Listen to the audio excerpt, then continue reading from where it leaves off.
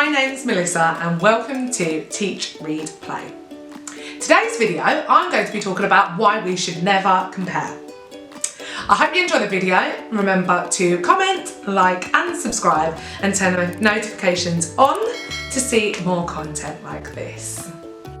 Okay, so let's start thinking, why should we never compare? Now often I hear parents comparing their child to another child in their class. Their child is able to write full paragraphs, or their child knows all of their times tables, or that their child is able to swim already. Now, talking to other parents at the school gates easily happens, and you might end up getting onto the conversation about what your child is doing. But let's stop and think about how that might come across. Often when we talk about what our child is doing, the other person starts thinking about what their child is doing. Now, if your child isn't doing so much, the first thing that you're going to do is feel like you're not doing the best job as a parent.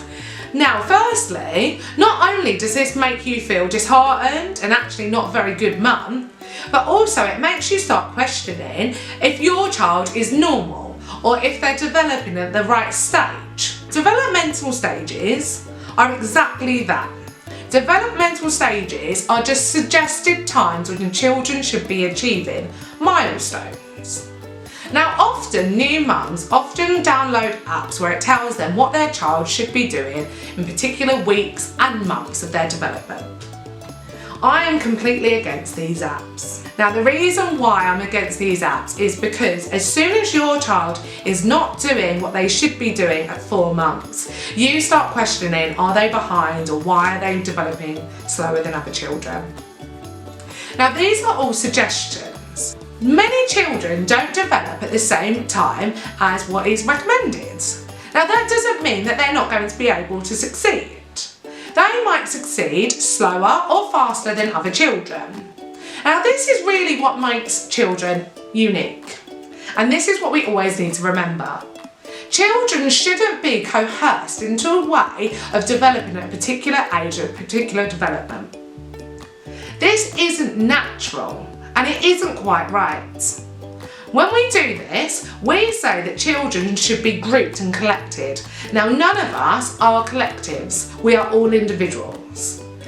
Grouping children and comparing them at the same ages is only going to make us feel worthless and actually more so make your child lack confidence and self-esteem.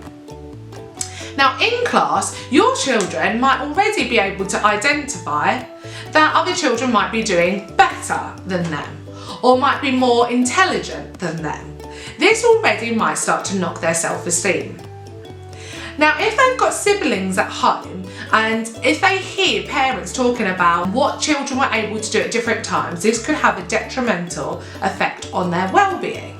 When talking to others about what your child is doing, we should be really mindful about other people's feelings and emotions around this. Now let's start thinking. If you've got more than one child, it's really easy for us to start thinking about what your child was doing at that age. Now, 2 children that you have, they might be grown up, they might have the same parents, they might have had exactly the same well-being, the same nurturing since they were born. However, there are so many different aspects that affects the way that they grow. Now these are not just genetics, but also the nurturing that they receive. We've also got to remember that everybody's brain is developed differently. So one child that you have might be extremely creative, but they might lack in some academic skills. Now this is nothing that you should be concerned about. And actually, it's something that you should really nurture and flourish. Because if a child is more creative than the other, then actually, why not start thinking about what that child could do and succeed in instead of academic subjects? Now, we all know how society works. We can't all be talented at the same thing. It just wouldn't work. So let's start thinking about fostering and nurturing every child to be individual. And stop comparing. Well, next time that we go out and we're speaking to other mums, let's just maybe not say about how our children are doing. Particularly during lockdown, I've had so many parents contact me anxious and worried about how their children are progressing. This is something that has really upset me. Children have been at home in really unusual circumstances, flustered, upset, sad, and also having to cover the full curriculum. There is not a doubt in my mind that children are not going to make the same progress. If they're not emotionally well, then there's no way that they are going to be able to flourish. This could be one simple aspect of why the child is not doing as well while they're at home. This isn't something to be concerned about. If your child one day finds their maths activities really hard, you shouldn't beat yourself up about it and you shouldn't question their maths ability. They might just be having an off day. And as well, this is the national curriculum that is set out for those children at that time. You might find that your child's not very strong at times tables. However, they've got great understanding of addition. And that's fine. So let's start thinking about being easier on ourselves and being kinder to one another. Children are unique and individual, just like ourselves.